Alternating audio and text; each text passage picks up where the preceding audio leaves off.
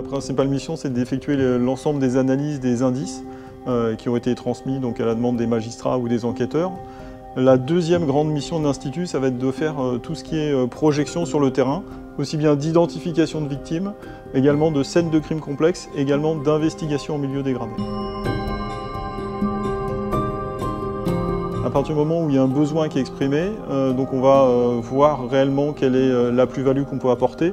Donc en fonction de ces éléments-là, pour la partie scène de crime, on va récupérer dans les différents départements des experts qui vont permettre d'apporter une réponse technique. Ça peut être sur des affaires particulières comme l'affaire Fourniret ou des affaires plus ou moins sensibles au niveau médiatique.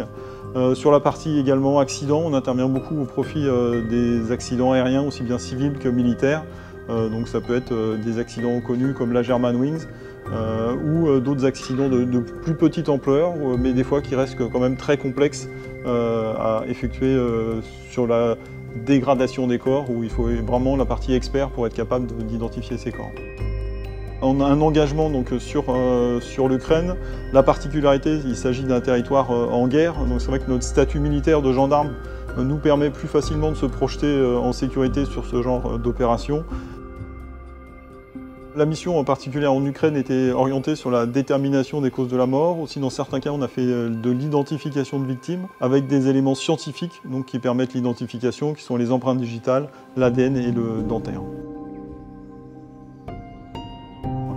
On a également d'autres opérations qui peuvent se faire dans d'autres pays. On a fait également au Mali pour les 13 militaires français décédés lors d'un crash d'hélicoptère militaire.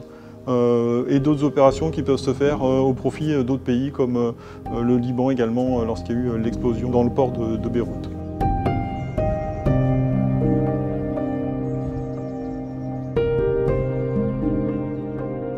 La difficulté, c'est qu'on ne peut jamais prévoir les missions, donc un événement se passe, il faut être capable de pouvoir se projeter de jour, de nuit, le plus rapidement possible sur ces zones-là, donc c'est vrai que ça nécessite quand même beaucoup de disponibilité, et derrière surtout une famille qui va justement vraiment nous appuyer dans ce rôle pour pouvoir gérer le quotidien et puis qu'on puisse partir en toute sérénité sur les opérations. Vraiment, la volonté, c'est de se mettre au service soit des victimes ou des familles, justement pour pouvoir aider au maximum, aussi bien dans les opérations de scène de crime ou d'identification de victimes.